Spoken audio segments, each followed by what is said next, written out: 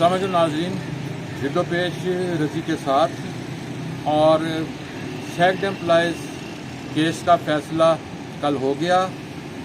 हमने कल इस पर आपको अपडेट कर दिया था। अब उससे आगे की चीज़ें हैं।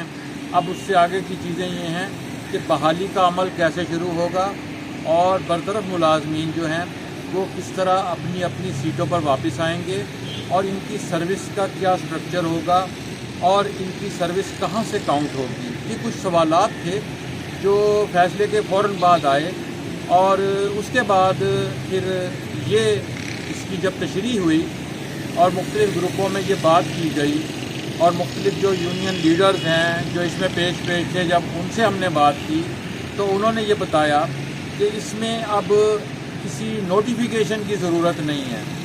पहले ये कहा जा रहा था कि जिस तरह बरतरफी का नोटिफिकेशन आया था और जैसे लोगों को घर भेजने का नोटिफिकेशन आया था, सो उसी तरह के नोटिफिकेशन की अब ज़रूरत होगी और दफातर से मुतल्लिका महकमों से लोगों को उनके घरों पर या उनके दफ्तरों में कोई नोटिफिकेशन आएगा, जिसके बाद वो अपने अपने दफातर में जाकर अपनी ड्यूटियों पर ज्वाइनिंग दे देंगे।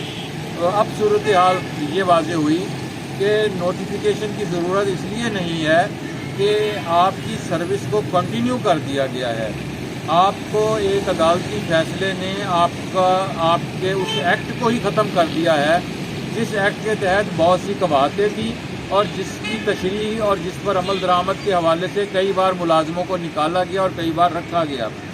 अब सिचुएशन ये बनी है कि जो बरतरफ मुलाजमीन हैं वो उनसे कहा गया है कि वो अपने फ़ैसले की कापी जो है उसके साथ एक लेटर लिखें और अपने मुतल्लिका अफसर के हवाले कर दें कि इस फ़ैसले की रूह से हम अपनी मुलाजमत पर वापस आ गए हैं और आज से हम अपने दफ्तर को ज्वाइन कर रहे हैं। उसके बाद जो उनकी गुज़श्ता तनख्वाहें रुकी हुई थीं, गुज़श्ता 4 माह से जो उनकी तनख्वाहें बंद थीं, वो तनख्वाहें भी बहाल हो जाएंगी। और एक और प्रॉब्लम जो बहुत सारे महकमों में चल रहा था, ख़ास तौर पर सैक्ड एम्प्लॉइज़ में चल रहा था कि इनकी बेस फिक्सेशन नहीं हुई थी, इनकी जो मुलाजमत थी उसकी कंटिन्यूटी डिस्कनेक्ट हुई थी।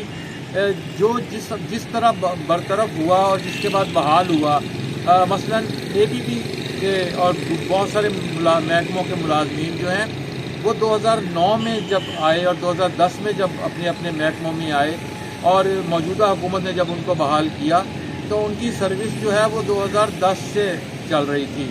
और इसी तरह यूटिलिटी वाले भी और स्टेट लाइफ वाले भी, इनके बहुत सारे लोगों की फिक्सेशन हो गई थी, कुछ की नहीं हुई थी। तो जो 2010 से चल रही थी इनकी फिक्सेशन, अब उनकी कंटिन्यूटी जो है 1996 तक हो गई है।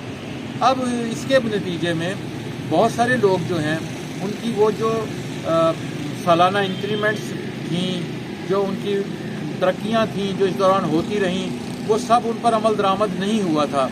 अब जब वो अमल दरामद होगा तो उनकी 1996 से जब मुलाजमत काउंट होगी तो फिर वो उनकी तरक्कियाँ भी वैलिड हो जाएंगी और उनकी तनख्वाहें भी बढ़ जाएंगी और इस वक्त जो वो पे स्केल ले रहे हैं उनके पे स्केल में भी इजाफा हो जाएगा। ये आज की अपडेट है।